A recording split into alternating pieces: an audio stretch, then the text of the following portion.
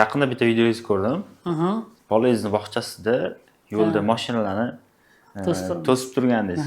Shunaqa madaniyati bor ekan. Bolangiz bog'chasi uchun qancha pul ajratasiz Xitoyda? Xitoy deganda bitta shahar tushunilib qolmasligi kerak. Xitoy juda ham katta davlat. Har bir viloyatni madaniyati ham, moddiy boyagi aholining turmush darajasi ham juda ham o'zgacha.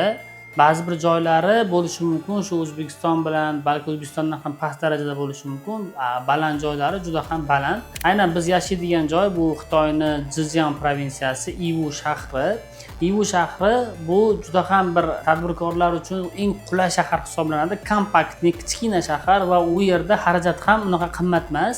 Bolalarning bog'chasiga keladigan bo'lsak, 5,5 oy, 6 oy bo'lsa bog'chasi taxminan $1000-1200 to'lanadi va bu aynan Iwudagi o'rta va o'rtadan sal yuqori bo'lgan bog'cha hisoblanadi. Bu juda ham yaxshi bog'cha va u yerdagi ta'lim tizimi ham menga juda ham yoqadi.